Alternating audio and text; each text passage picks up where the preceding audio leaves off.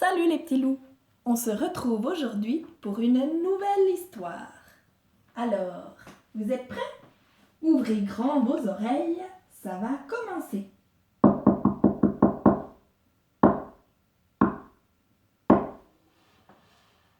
Le petit chaperon rouge.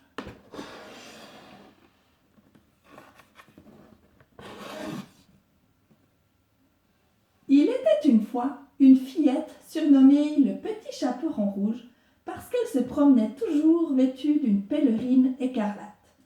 Elle vivait à l'orée d'une forêt, sa grand-mère habitant de l'autre côté. « Ta grand-mère est malade, dit un jour sa maman au petit chaperon rouge. Porte-lui cette galette, mais ne t'attarde pas en chemin. »« D'accord, maman, fit l'enfant, ne t'inquiète pas. »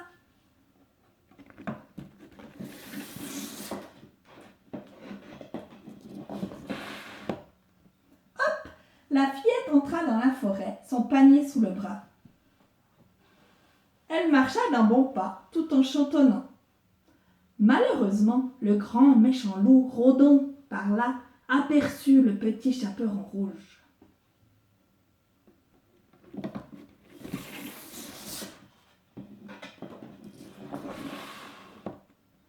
Quand la petite fille arriva à sa hauteur, le loup surgit.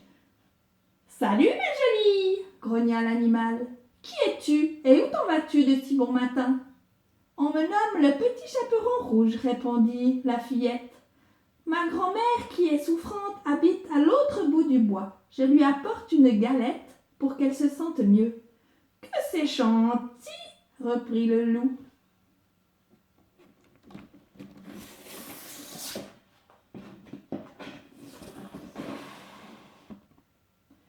Hélas, le petit chaperon rouge en avait trop dit. « Un bouquet de fleurs ne ferait-il pas plaisir à ta grand-mère ?» demanda le loup. « Si, s'écria la fillette, enthousiaste. Comment aurait-elle pu deviner que le loup voulait la ralentir afin d'atteindre le premier la chaumière à l'autre bout de la forêt?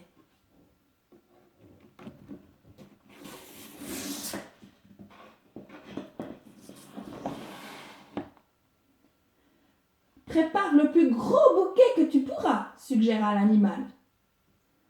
Bon, ce n'est pas tout, moi j'ai affaire. Au revoir. Au revoir, répondit le petit chaperon rouge, posant son panier et commençant sa cueillette. Elle aimait tellement sa grand-mère.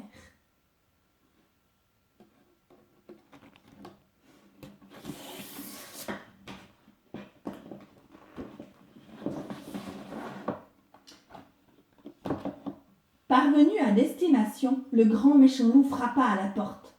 « Qui est là ?» demanda la malade. « C'est moi, le petit chaperon rouge !» répondit le traître en imitant la voix de la fillette. « Avec une galette que maman vous envoie. »« Que c'est gentil, mon enfant, fit l'aïeul. Entre, tire la chevillette, la bobinette chéra. » Et le loup entra. Grand-mère était dans son lit. Il fondit sur elle et l'avala d'un coup.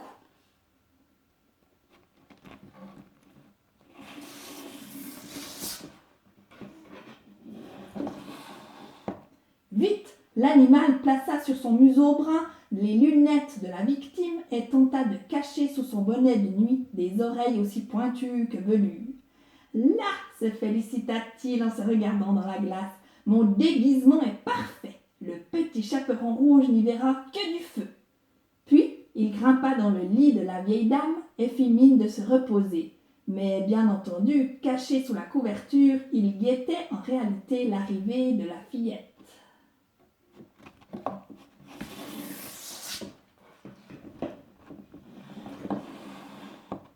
Trouvant la porte ouverte, la petite se rendit au chevet de sa grand-mère. « Quels grands yeux vous avez, ma grand-mère » dit-elle. « C'est pour mieux te voir, mon enfant » répondit une voix chevrotante. « Et quel grand nez » s'étonna la fillette. « C'est pour mieux te sentir » fit la bête.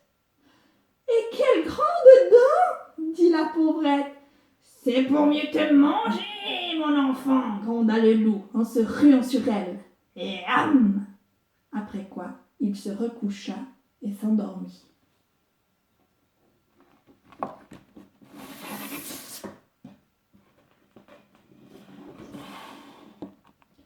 Plus tard, un chasseur passant devant la maison entendit un ronflement sonore. « Bizarre, songea-t-il, une vieille dame ne ronfle pas comme ça. De plus, la porte est grande ouverte. Je ferais mieux de jeter un œil à l'intérieur. » À peine entré, il perçut le son de 2 voix étouffées. « Au secours! Au secours! À l'aide !» Découvrant le dormeur, avachi sur le lit, le chasseur comprit ce qui s'était produit.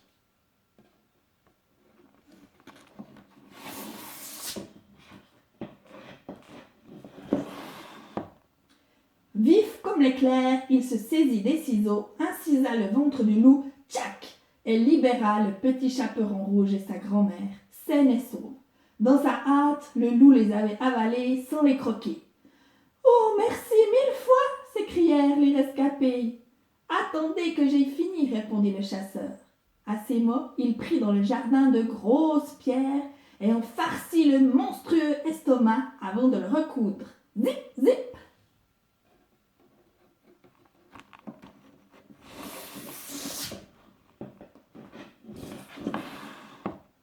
Alors le grand méchant loup se réveilla, se leva et hurla de douleur, la peau distendue sous le poids des pierres. « Aïe, oh, aïe, aïe, aïe, aïe, aïe, aïe, j'ai mal, j'ai mal !» Jamais il ne s'était senti aussi lourd et aussi malheureux.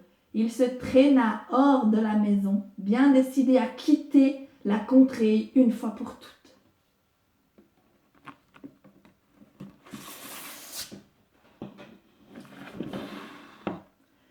Sur ce, le chasseur retourna à la chasse, laissant l'aïeul et la fillette savourer la joie des retrouvailles. Elles partagèrent la galette.